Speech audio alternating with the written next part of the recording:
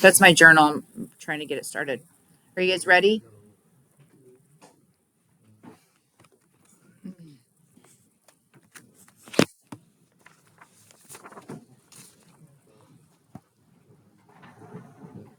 Okay, get out of it and we're going to do our journal. You can go back to it. I'll help you with it. I'll help you with it. Can you move it up, close it up, and pull your journal out? Your guys' journal looks like that light green sheet of paper that I asked you to pick up. Can you get your journals? The light green sheet of paper. Light green sheet of paper. Fold it in half like a book. This right here. This. Fold it in half just like a book. Boop. Yeah. I haven't graded them yet, so yeah, you can get them and then just put them back. Is that okay? Fold it in half. No, that's not the light green. This is like lime. I don't know what color this is. Grab the one that's like pale green. Huh? Highlighter green. Thank you.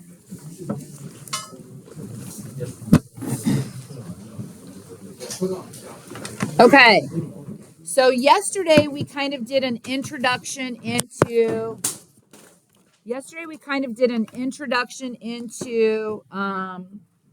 exponential functions. So we're just going to talk about, hopefully reiterate the things that we learned yesterday, but we're going to put it in our journal. So if you need to grab your journal, that's fine, but I'm going to kind of start so we can fill this out. So if you're grabbing your journal, remember, I'm going to need it back.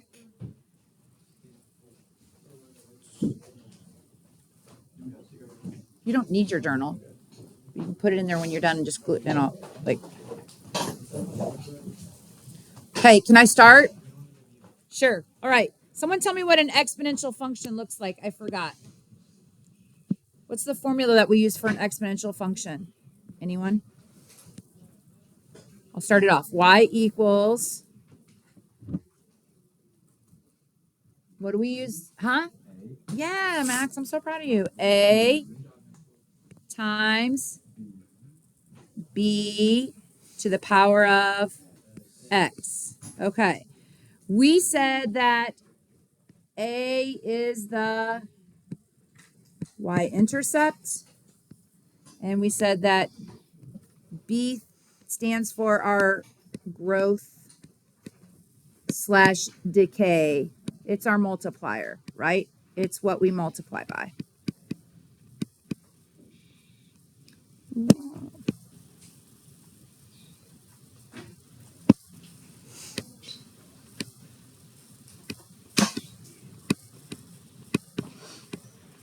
Okay.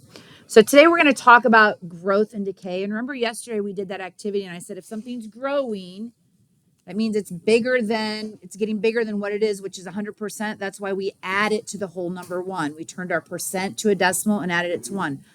Why? Because 1 represents 100%. So if something's getting bigger, that means it's bigger than what it is originally, which is the +1. If something is decaying, we take that and we subtract it. So I want to show you what all of these letters in this equation for exponential growth stand for. So the capital A is just the final amount. It's what you're left over with after you do all of this. The capital P, often called the principal, is the initial value, maybe the beginning. It might say initial value or beginning amount, or she started with, things like that. Okay. Remember that R is a percentage that we turn to a what? Yes. Who said that? Good job, Trey. We did that yesterday on the board. I did it with a couple of you. So we turn that percentage into a decimal, and then T is our time. T stands for time.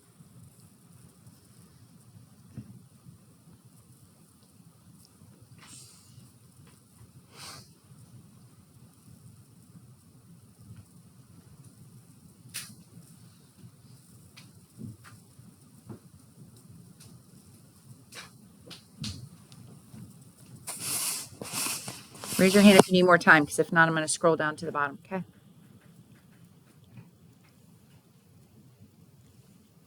So if you look at the two graphs, which graph represents growth and which graph represents decay? The first one is growth.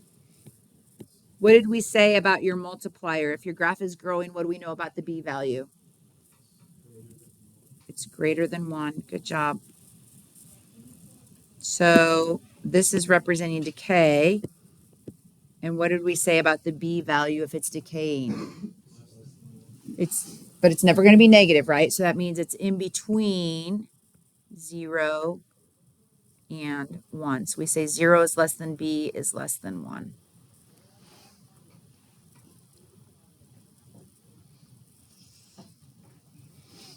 Zero is less than B is less than 1.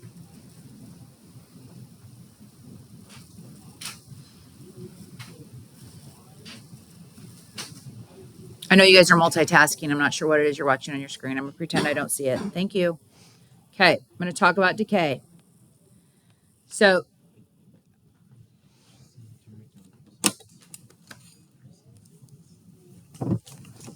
decay.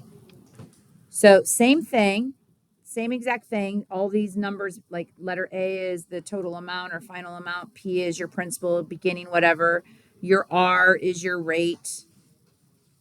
This is the way that I think about this is just the percent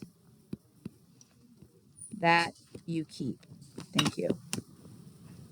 Because sometimes it's confusing. So if I had 2% decay, the first thing I have to do is turn that into a decimal. And then I have to subtract 1 minus 0.02. And that gives me a 0.98. Because remember that whole number 1 represents, think of it as 100%. So this 0.98 is my decay factor, 0.98. If I had what if I had 27% decay? If I had something that was showing 27% decay, what would that be as a decimal? So 0.27. And then that means I'm going to take 1 minus 0.27. So what percent am I keeping? What percent is left over, or what is my decay factor? 0.73.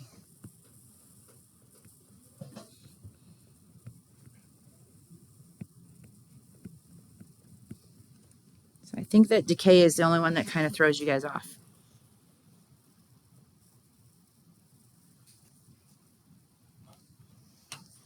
I've got the screen frozen. I'm going to get ready for some word problems. I know y'all love word problems.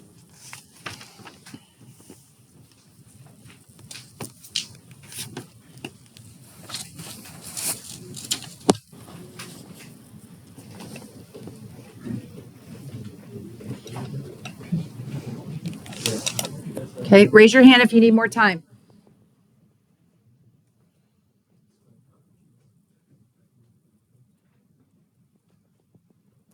Max and Jaden, you guys hanging in there? Okay. Barely. David, you done? Okay, perfect. Okay, so let's take a look at this. So you're going to have to tell me all the things that are important, and we're going to label them just like the function. So I'm going to kind of remind you that our decay and growth model, A equals capital P, parenthesis, 1 something R. We're either going to plus or minus it to the power of T. We're right here. I thought the equation would fit on the.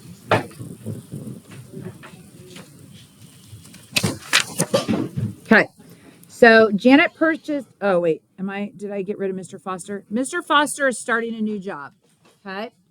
His salary for the first year is $30,000. That means that's the amount he's starting with.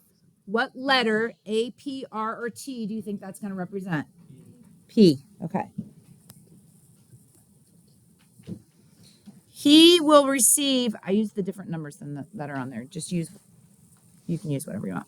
He will receive a 5% raise each year after that. That's pretty significant, just so you know. That's a pretty significant raise. So how do I show a 5% raise? What does that 5% represent?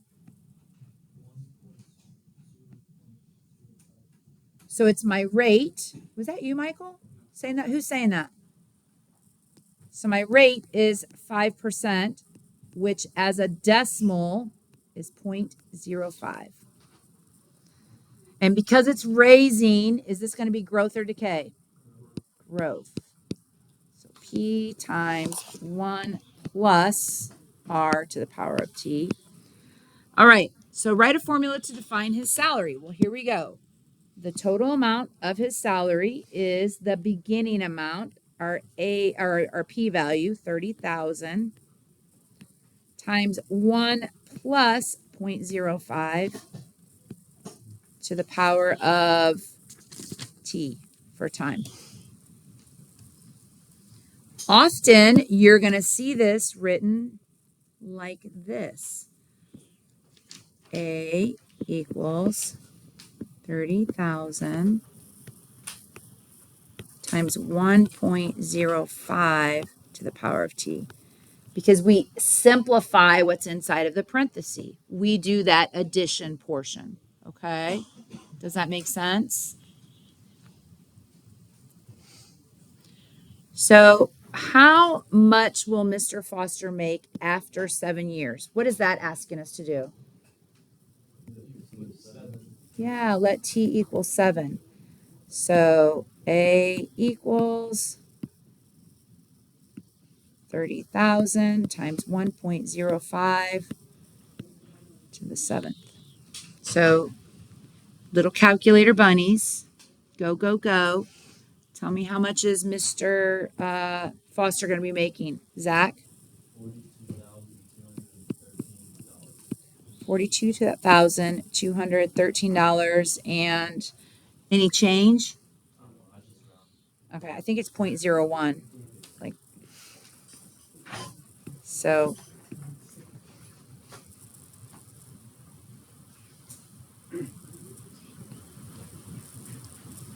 does anyone need help putting that in their calculator?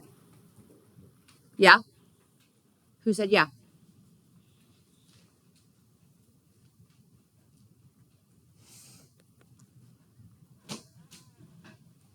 Can we talk about Janet? She's our next person. Do we want to talk about her? Let's see what Janet's doing. Does anybody need this anymore?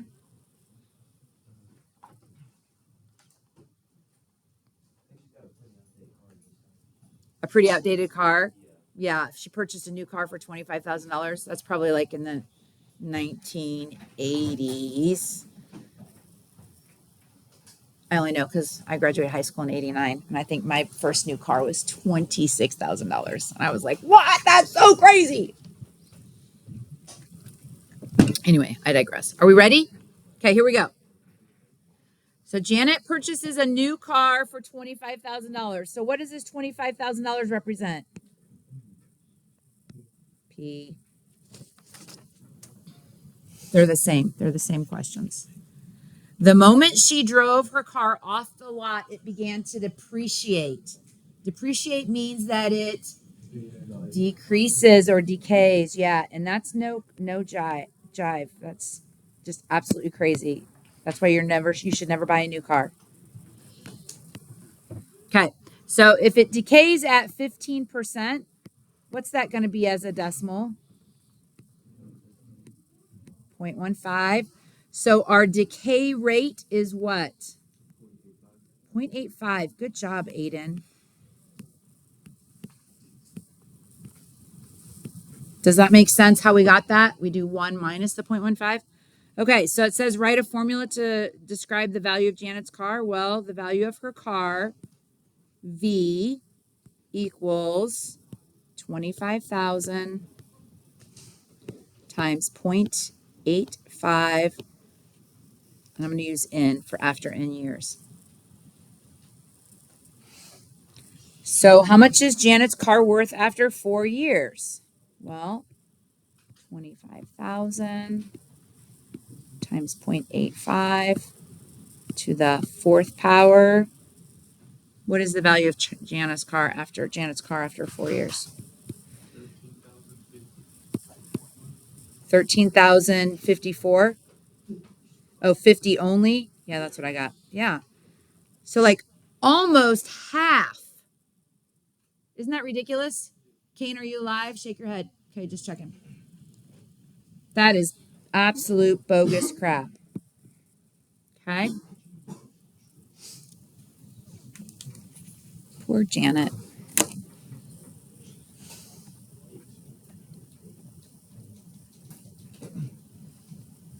I'm going to go to the next one, but I've got this frozen. So you just tell me when everyone is ready to move on. Jaden, are you making it?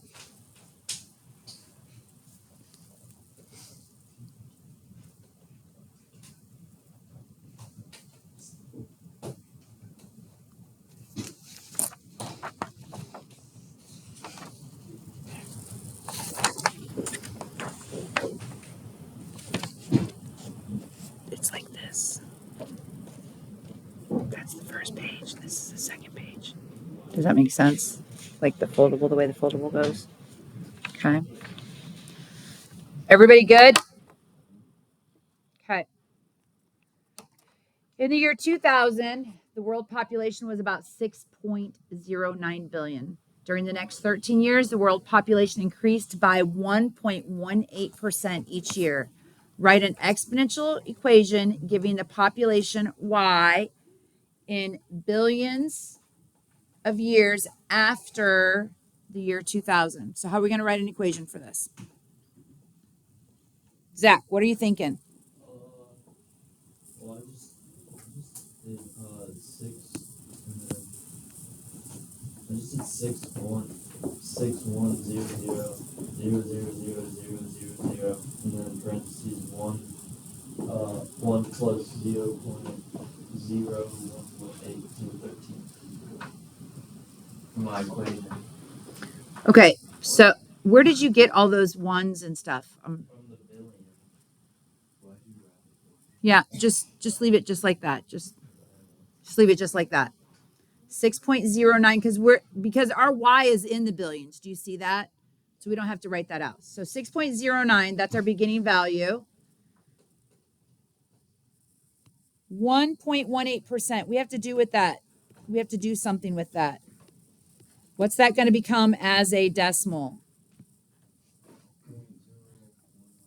Yeah. So because it's growing, we add it to the number 1. So we're going to put a 1 in front of it. Does that make sense when I do that? I'm off to the side. Do you guys see how? Let me show you again. This is the decimal, 0.0118, but we know that it's growing, so I have to add 100% to that, or a whole number 1. So that's my multiplier, 1.0118 to the power of n. That's our equation, y equals. So it says, hey, what's the population going to be in the year 2005? So 6.09 times 1.0118 to the 5th. So what are we getting? How many people did you get, Trey? I got 6.46 billion. Anybody else get that? I can't see what I got. Really fast. I think it's this one. Yep. Nope. You're right. You're good. Yep. Okay. Do we feel okay with that? Max, you awake? You sure? Okay. All right. Last one. You take 325 milligrams of ibuprofen. So that means that my beginning value is 325 milligrams. Often during subsequent hour, the amount of medication in your blood decreases by about 29%. So my rate of 29% is really 0.29. Are we okay with that? Yes or no? Because it's decay, we're going to subtract that from 100% to tell us how much is left. So that's my growth or my decay rate. So my equation, y equals 325 times 0.71 to the power of t. So how much ibuprofen is going to be in your bloodstream after 3 hours?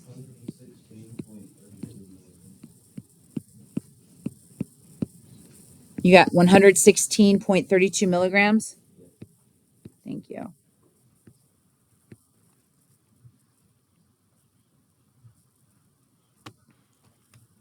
How do we feel about that?